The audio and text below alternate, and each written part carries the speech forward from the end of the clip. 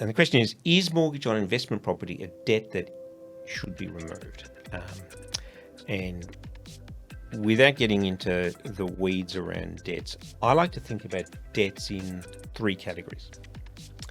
I talk about red debts, or red for danger, and they're debts which arise from spending more than you earn, and it's usually credit cards, personal loans, payday loans, all those sort of things. So they are generally higher interest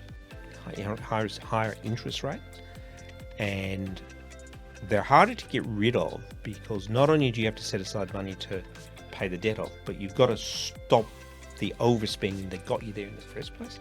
So they're the ones you need to focus on, which is usually credit cards, payday loans, personal loans, and those sort of debts.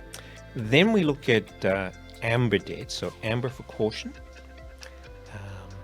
And these are generally related to spreading the cost of an asset over the time you're going to own it.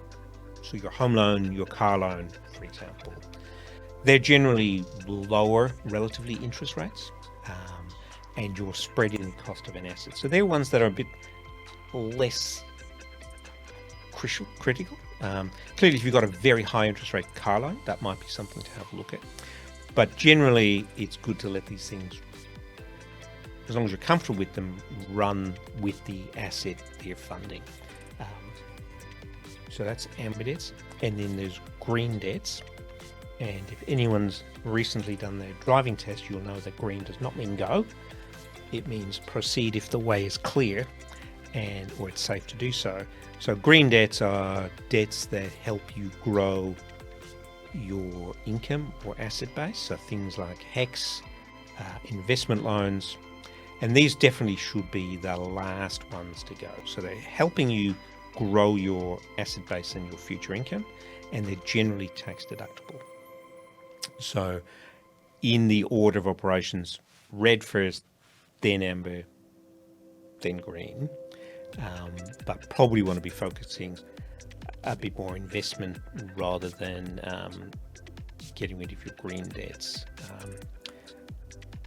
You might question that now as interest rates are rising. So if you think that you might be earning 8-9% on investments and you're now borrowing money at 7%, the margin of safety is now less. So perhaps this could be a time to focus a bit more on debts. But definitely red first, then amber, then green.